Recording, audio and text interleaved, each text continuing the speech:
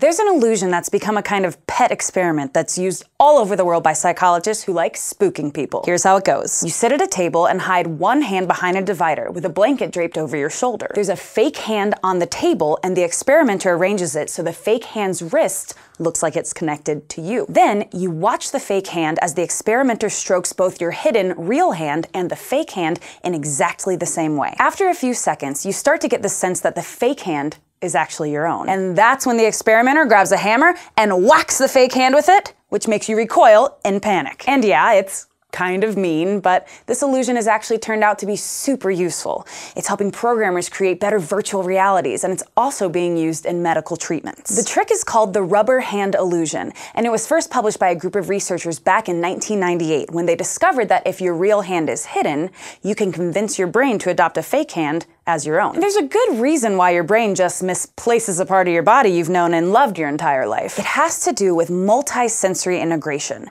when your brain takes information from all of your senses and puts it together to create one cohesive picture of the world. Usually, your brain can do this really well, and your perceptions are pretty accurate. Sometimes, though, the process can go wrong, because your brain trusts certain kinds of sensory input more than others when it's building that big picture. In this case, it gives more weight to what you're seeing with your eyes and feeling with your skin. So, you see the fake hand in the spot where your real hand should be, looking like, well, a hand, and you feel touches that match what you see happening to the fake hand. Your brain trusts that more than your proprioception, the sense telling you where your hand actually is in space. So it just corrects your proprioception to match what it thinks is the most accurate version of what's happening. That's why you feel like the fake hand is yours, even though you know it's not real, and you react to the hammer. But the rubber hand illusion is useful for more than just scaring people. Researchers can also use it to make virtual reality, or VR, seem more realistic. In a 2010 study, for example, computer scientists from University College London tested whether the rubber hand illusion would make it seem more like you'd actually stepped into a simulated world. They had 20 university students use VR headsets and controllers to experience different simulations. Then, the researchers monitored their reactions to the simulations using both questionnaires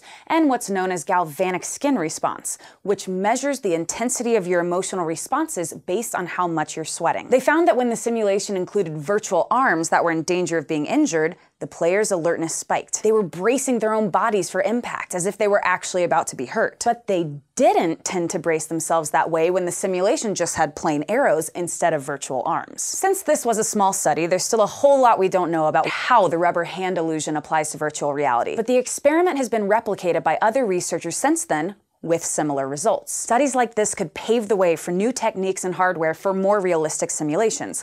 And that would be useful for more than just awesome video games. Realistic, immersive simulations might also help people in physical therapy, since you can have patients try exercises in ways that would be impossible in the real world, if you set up a simulation with less gravity, for example. And a version of the rubber hand illusion is already being used in another kind of therapy called mirror box therapy. It's used to treat phantom limb pain, where people feel pain from a limb that's been removed, as though it's still a part of their body. Phantom limb pain is especially hard to treat because there's nothing there. Mirror box therapy uses a box with a mirror on it set up to reflect the patient's remaining limb in a way that makes it look like the missing limb is actually there. As the patient looks at the reflection, they do stretches and exercises with their remaining limb. Their brain reads what they're seeing in the mirror as the missing limb moving, stretching, and generally being healthy, and turns off the painful alarm bells. Dozens of studies have tested mirror box therapy, and they've found that it does work. So the rubber hand illusion may be a weird cognitive flaw, but by exploiting it, we can create some amazing virtual worlds and hopefully help people with rehabilitation and pain too. Thanks for watching this episode of SciShow Psych, and thanks especially to our patrons at Patreon for making this show possible. If you want to support this show, just go to patreon.com/SciShow, and don't forget to go to youtube.com/SciShowPsych and subscribe.